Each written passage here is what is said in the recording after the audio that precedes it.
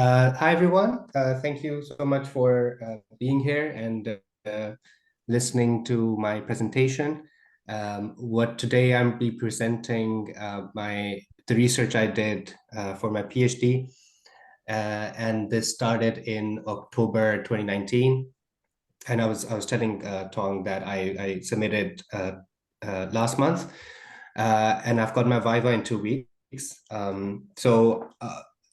The questions are really welcome.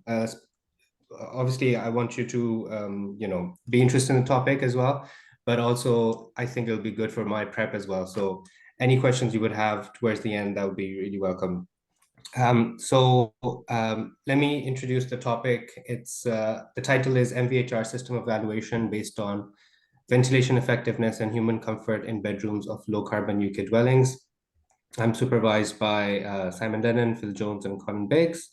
PhD, I just took over in Cardiff Uni, and my industrial partner, I had an industrial partner, their name is Newair. They're a ventilation manufacturer based in South Wales, and the project was funded by KES. For those of you who are not aware, MVHR stands for Mechanical Ventilation with Heat Recovery. And the topic is related to finding solutions for the performance gap, which in this case was ventilation effectiveness and human comfort. So this research kind of stemmed from doing a systematic literature review in which I compared the ventilation performance of the different ventilation systems prescribed in Part F of building regulations. And the basis on which I was comparing them was was the CO2 levels in the bedrooms, right? And my criteria was low carbon dwellings. So what that meant was dwellings with an air tightness of 5 to 6 or below. And what the results from the systematic literature review were compiled in the form of a meta-analysis of the CO2 levels. And what I found from that was that the systems without an MVHR, any system without an MVHR had CO2 levels above 550 parts per million in bedrooms. Now, what that meant was that this corresponds to a ventilation rate below 7 liters per second per person, and that's a ventilation limit, a ventilation category of 2 under the EN 16798 of building regulations. And what the research then tells us is that with ventilation levels below 7 liters per second per person, you start having impact on health, sleep quality, and next day performance. So this is the table showing the results of the systematic literature review. As you can see on this column here, you have the different ventilation systems that were compared. So you have trickle vents, decentralized mechanical extract ventilation, and then there's a comparison of trickle vents with MVHR. And then in the rest of the columns, you can see how the CO2 levels, what the CO2 levels were for these studies. And as I've mentioned, MVHR in bedrooms, when you had MVHR in bedrooms, they were able to maintain CO2 levels below 550 parts per million, hence showing that adequate levels of ventilation was being achieved. And from there, then it was kind of stemming from finding, what's the best strategy in terms of air quality for bedrooms in particular, right? And from there, since I had narrowed down MVHR, then I wanted to investigate, right, so how do we improve MVHR practice? And then I went on and did a systematic literature review on MVHR specifically. So this was low carbon dwellings in the UK, which had these systems. And what the literature then showed me was that there were some common shortcomings with MVHR, which were related to the design specification, installation and commissioning, project management, occupant knowledge of the system, and some issues with occupants' complaints around the system. And from there, then I decided to narrow down on the design specification and occupant feedback part of the of the issues that were mentioned.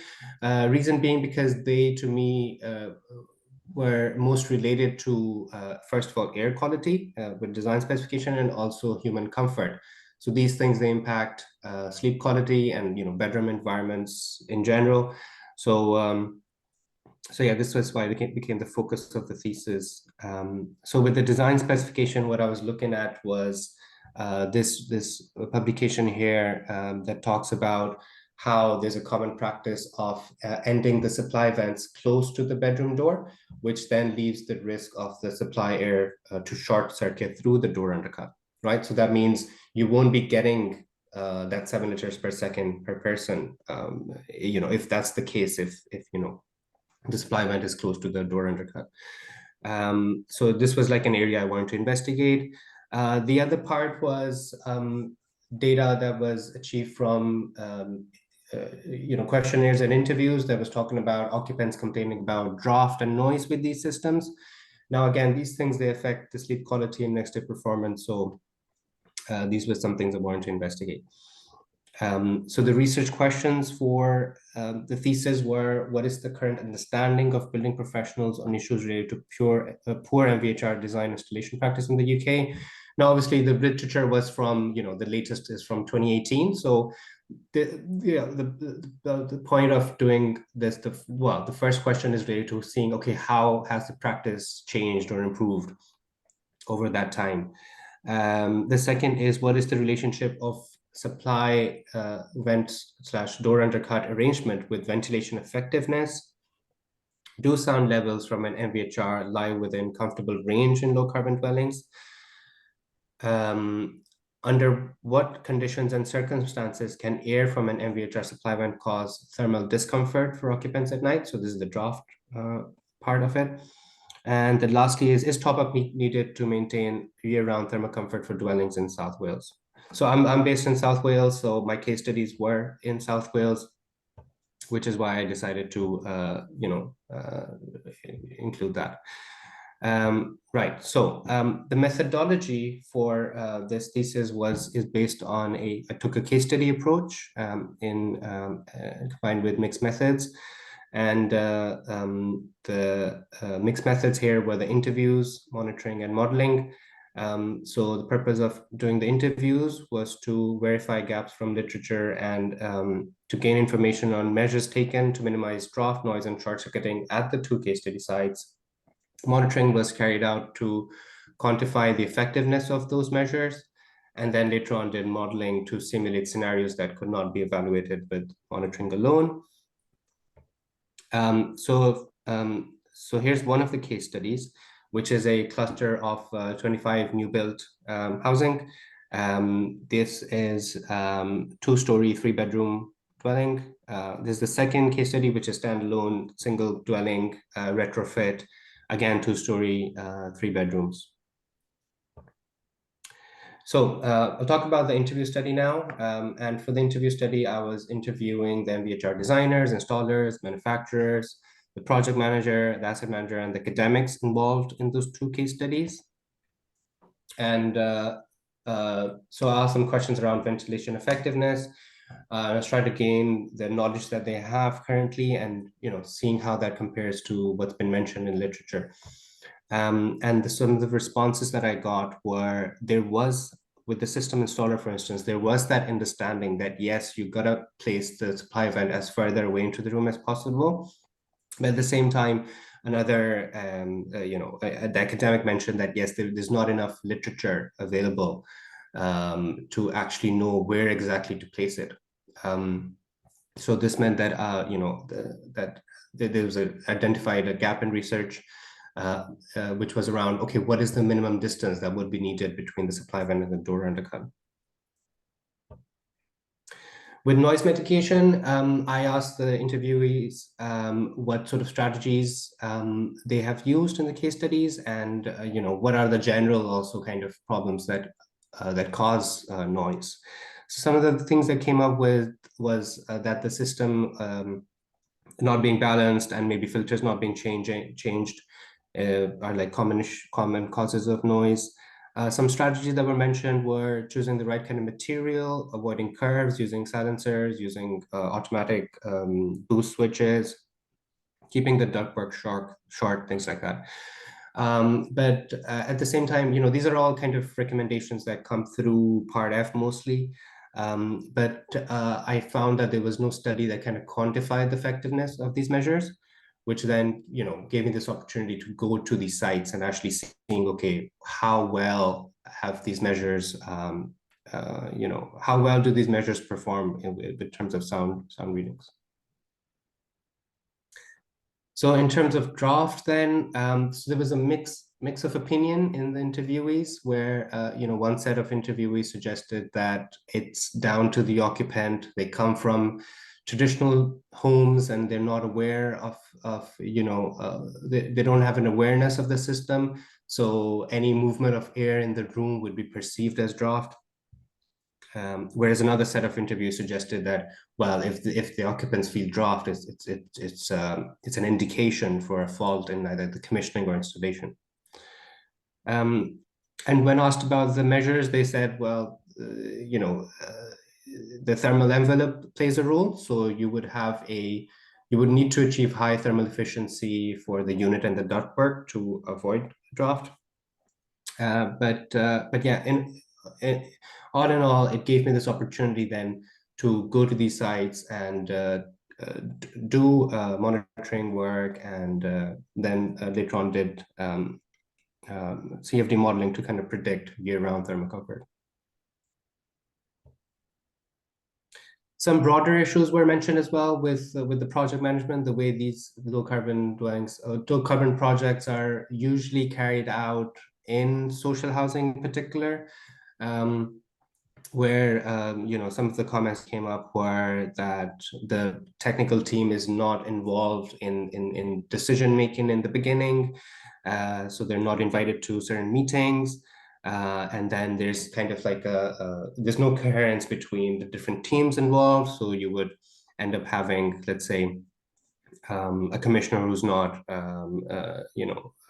qualified to do the job, because it was procured by a team who didn't know what the requirements of the project were. So some, broader things like that. Right, I'll move on to the monitoring part now.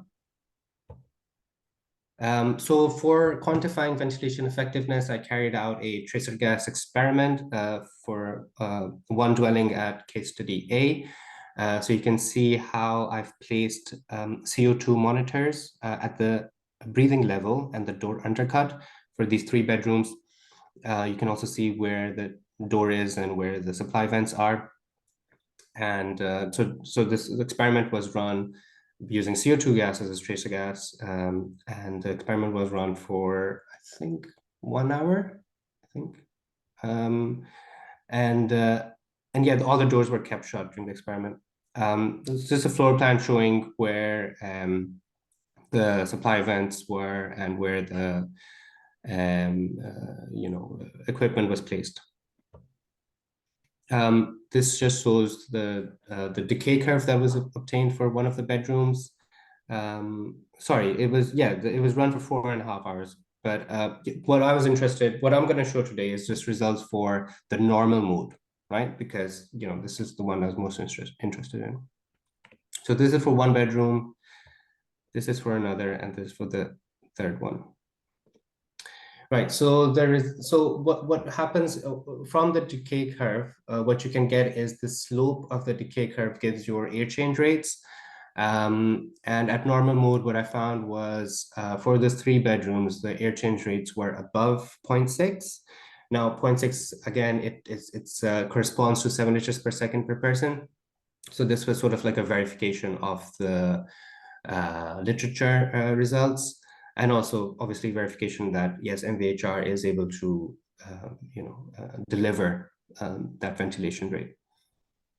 So in terms of ventilation effectiveness, the matrix I used is called air diffusion effectiveness. And the way to find air diffusion effectiveness is that it's the ratio of the age of air at door undercut divided by the age of air at the breathing level.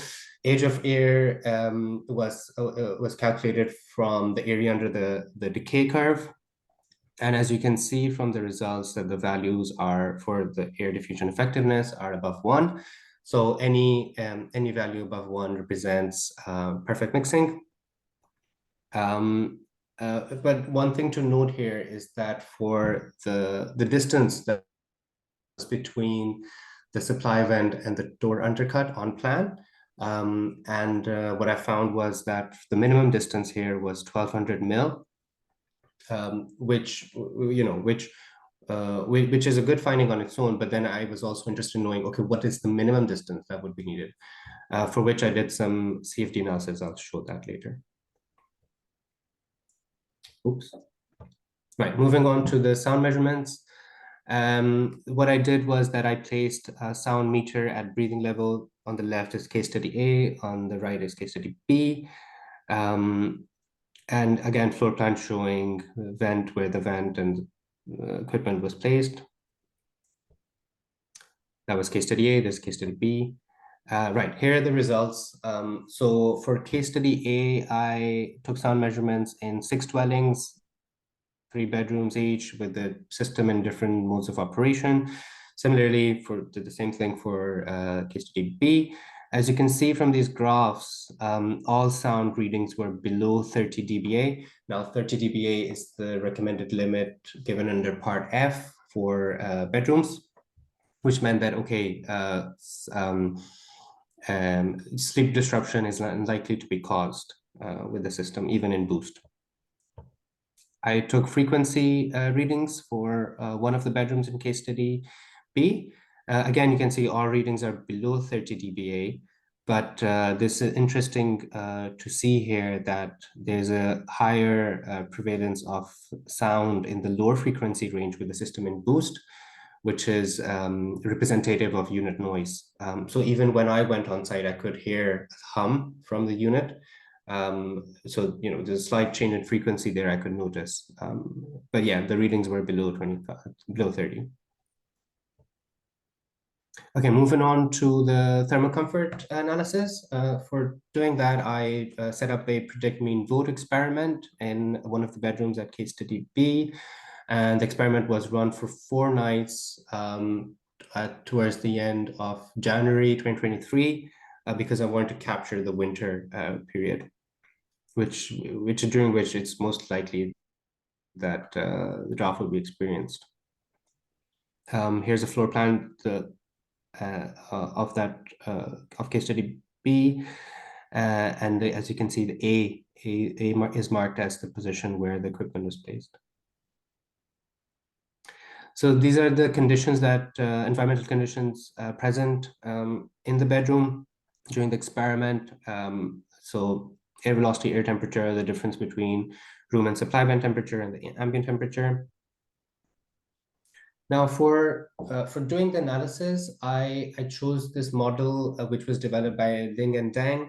So Ling and Deng developed this model, which is like an adaptation of Fanger's PMV model for a sleep environment, because the Fanger's model, given an ASHRAE 55, is not meant to be for sleep environments. It's just meant to be for people sitting in a position and being awake as well, right? So which meant that, okay, that was not applicable, so I had to use this model.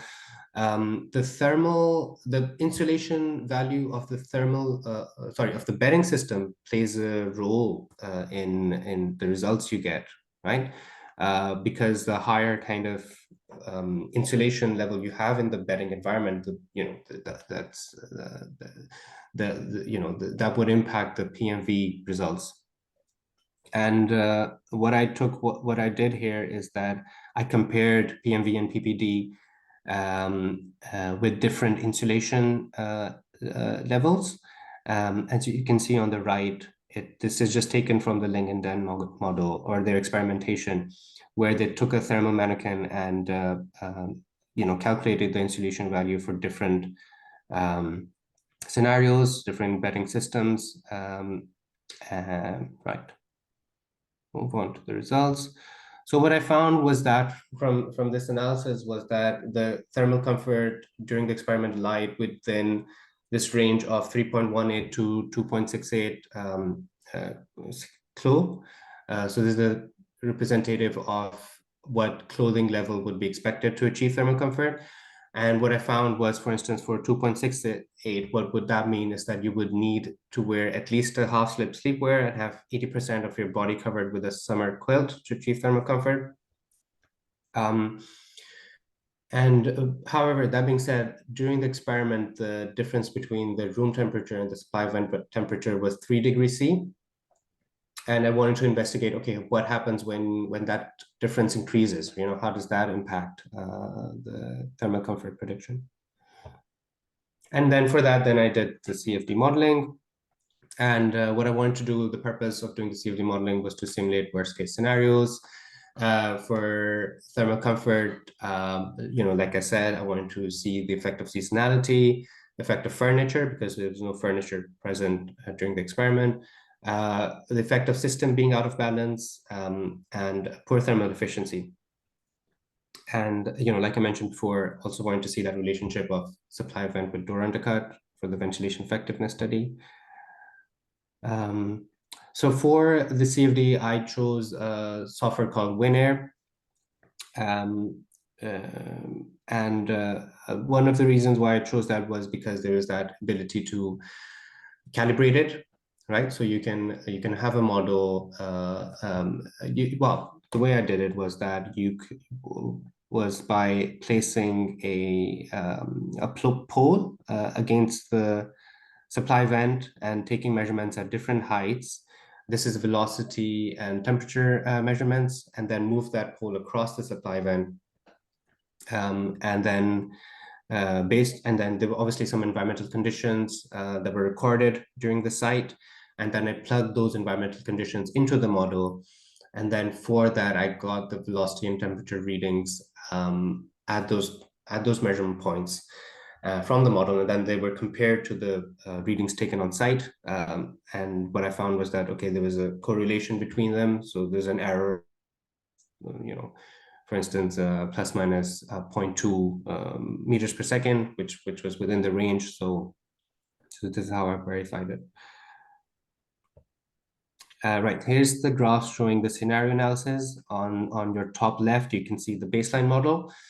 And then top right shows the introduction of a bed frame. Also here it says the plus largest delta T. So delta T here is the difference between the room temperature and the supply vent. Over here it shows that this was 12 degrees C. I got this value by taking year-long temperature relative humidity data. So I did continuous monitoring there. And this was during March when I found that, okay, there's an instance where, the difference between the supply vent room temperature was 12 degrees C. So I plugged that into the model. You can see like a higher velocity kind of achieved by these inputs. Then on your bottom left, you have the impact of sort of the system being out of balance. And the way I did it was by increasing the supplier velocity by 20% as to represent, let's say, boost mode or just in general system being out of balance. And on your bottom right, then you have a scenario where I'm simulating the effect of drop-in thermal efficiency of the system. So this was kind of represented by decreasing the supplier temperature by 20%. So all in all, you can see that, okay, especially with the worst case scenario, which is bottom right, you have this rise in air velocity. So you can see some kind of cool air sinking to occupant level in this scenario.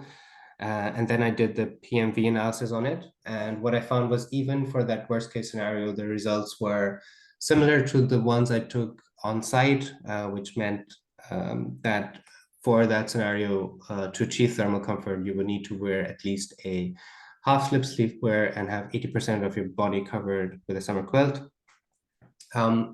Now, to compare that with, let's say, assuming that the MVHR system was turned off.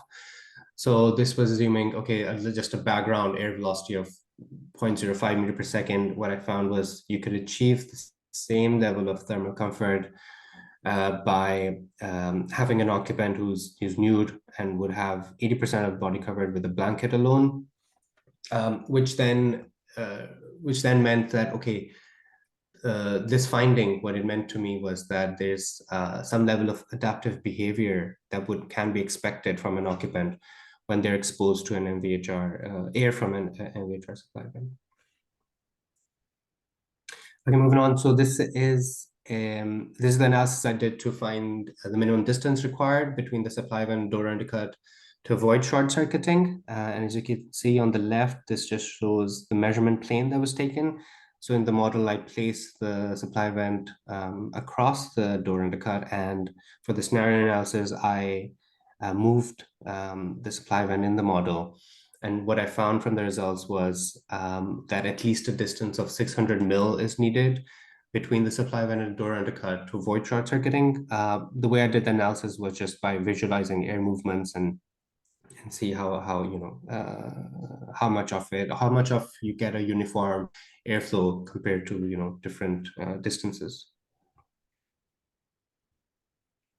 Right, so I'm gonna approach towards the discussion and conclusion. So I'm gonna wind it up now. And so this figure here shows the overall methodology that was adopted for finding the answers to the research questions. So as I mentioned before, the three methods were the interviews, monitoring, and modeling. And from there, I got like different results related to, for each of these, from each of these methods. And these methods in combination helped me in answering the research questions for the three aspects that I was interested in, which were ventilation effectiveness, thermal comfort, and acoustic comfort. And as an outcome for the thesis, I produced a table of recommendations for good practice. So these are things, I've mentioned them during the presentation. I was just wanting to show you how it all got summarized in the end. So some suggestions were around design specification. So for things like, you having proper attenuation and using a time boost switch for achieving acoustic comfort. Then some suggestions around ventilation effectiveness, how the systems need to be commissioned according to minimum ventilation rate prescribed under Part F to achieve air change rates. Then the suggestion of keeping a distance of 600 mil from the CFD model. And about top-up heat, what I found, what I proposed was that top-up heat would not be required for dwellings located in South Wales climate, and rather the occupants should be encouraged to adapt their behavior when they're exposed to air from a supply vent. And this is something that should be communicated during handover, so that they understand, okay, what to expect when sleeping in a bedroom with MVHR. Some broader kind of suggestions were around how there needs to be a maintenance schedule for filter changing in social housing, and different project management strategies that can be applied in social housing to streamline the processes. And yeah, some suggestions around compliance of how the NIC-IEC board is suggested to have more frequent inspections of the license holders to make sure that the building regs are being met. Some limitations of the study were around how, when I proposed this value of 600 mil, the limitations were around having just one case study to study that. But I suppose future work could be around verifying that value with different kind of scenarios, where you have like different room layouts, ceiling heights, airflow rates, etc. Other limitation was, again, limited sample for the frequency readings. Now these are down to site access, and obviously there was COVID as well. So I was borrowing a site from another research team, so I didn't have too much flexibility there with going whenever I wanted to the site and things like that.